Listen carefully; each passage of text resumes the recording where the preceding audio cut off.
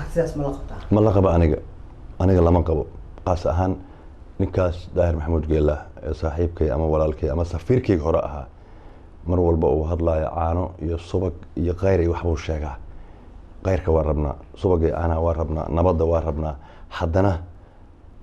نك ودرايو نوحاس أي كسو سعودان معها وحال الربا إن هدفيدا qaarkood la isku wada keeno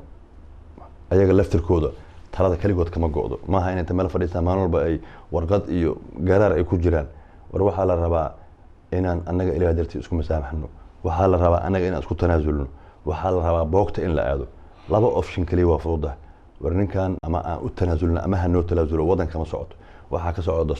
dastuurkaana waxaa lagu tuntay 3 sano ka hor jawaariyaa ku baxay heblow waa ku baxay heblaayaa ku baxday waa mid ka hadleer aleediin 15 xildhibaan loo diiday guriga maayiga askar marka loo diidayo 500,000 oo qofood oo Cabdullaahi Maxamed Nuur xildhibaan u yahay ma hadlaad 500,000 u yahay xildhibaanada aad sheegayso 500,000 xildhibaan u yihiin xasan sidoo kale waa la kala fikir duwanaan karaa fowdadan horta sideedaba sax ma ah nin weyn daa tahay fowdo iyo qaylo iyo qallaatay sax ma ah laakiin in ayadoo dana siyaasadeed laga leeyahay leeyahay ma soo gali karaan cid laga yeelayo ma jirto cid laga yeelayo ma jirto waxa ku soo haray arintan ay weydiisay aniga waxaan qabaa hadalada inta ugu badan calaalka iyo garaarka in la iska dhaafo adduunyadan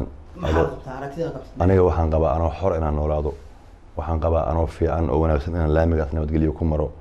ilaahan kugu dhaariyay in la iscaburnayo hadda adiga wariyo Som News TV u joogata halkan in la iscaburnayo dahma ka saaran hadeer maanta nin xildhibaan ah ayaa gurigiisu galaya leeyahay idaacaduhu ka hadlay wali aniga si fiican warkiisa iyo macnihiisa uma hayo wuxuu sheegay in gurigiisa loo diiday inuu gali waayo aniga iyo adiga waa kala fikir duwanaan karnaa xasan sheekh maxamuud markuu madaxweynaha ahaa 24 saac qalad yar oo waxba aan adu galo mareykanka kuwa ay ka qaataa maamul bacala soo hadhaco ay ku hayeen ma aanan ka damqanin raalli uga ahayn